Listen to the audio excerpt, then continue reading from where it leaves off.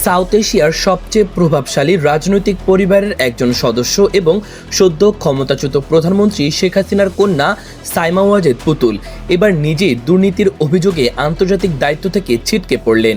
বিশ্ব স্বাস্থ্য সংস্থার দক্ষিণ পূর্ব এশিয়া অঞ্চলের পরিচালক হিসেবে দায়িত্ব পালন করছিলেন তিনি, কিন্তু হঠাৎ করেই তাকে অনির্দিষ্টকালের জন্য বাধ্যতামূলক ছুটিতে পাঠানো হয়েছে।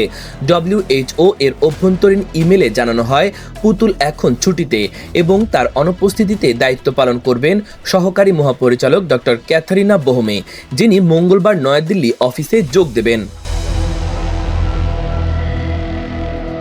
তবে এই ছুটি যেন ছুটির মতো নয়, বরং যেন ঢেকে রাখা এক বহিঃসমর্পণ। কারণ বাংলাদেশের দুর্নীতি দমন কমিশন দুদক তার বিরুদ্ধে যে দুটি বিস্ফোরক মামলা করেছে তা নিয়ে ইতোমধ্যে দেশ বিদেশে তীব্র আলোড়ন শুরু হয়েছে। অভিযোগগুলো হালকা নয়, প্রতারণা, জালিয়াতি এবং ক্ষমতার অপব্যবহার।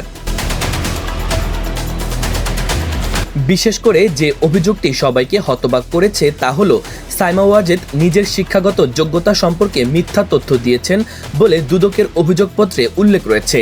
তিনি দাবি করেন বঙ্গবন্ধু শেখ মুজিব মেডিকেল বিশ্ববিদ্যালয়ে তার সম্মানজনক ভূমিকা ছিল, কিন্তু বিশ্ববিদ্যালয় কর্তৃপক্ষ এই দাবি স্পষ্টভাবে অস্বীকার করেছে।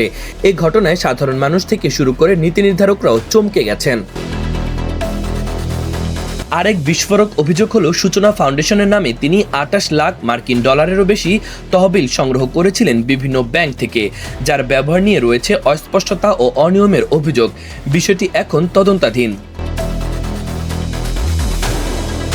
শুধু তাই নয়, পুতুলের নির্বাচন নিয়েও শুরু থেকেই বিতর্ক চলছিল। অভিযোগ ছিল তার মা শেখ হাসিনা ক্ষমতায় থেকে বিশ্ব স্বাস্থ্য সংস্থায় কন্যা নির্বাচন প্রভাবিত করেছেন। 2023 সালের 1 নভেম্বর নির্বাচিত হন সাইমা এবং 2024 সালের ফেব্রুয়ারিতে দায়িত্ব গ্রহণ করেন, যা ছিল 5 বছরের জন্য। কিন্তু সরকারের পতনের পর দেশে একের পর এক মামলার মুখে পড়ছিলেন তিনি। পরিস্থিতি এমন দাঁড়িয়েছে যে এখন আর বাংলাদেশে ফিরলে তাকে গ্রেপ্তারের মুখোমুখি হতে হবে। তাই নয়াদিল্লির অফিসে কার্যত বন্দি জীবন কাটাচ্ছেন তিনি।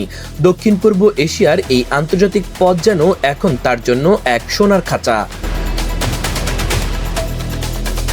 এই কাহিনী কেবল রাজনৈতিক নয়, বরং আন্তর্জাতিক দক্ষতা, দুর্নীতি, ব্যক্তিগত প্রভাব এবং মিথ্যার জাল, সব মিলিয়ে এটি এক নাটকীয় টুইস্টে ভরা থ্রিলার।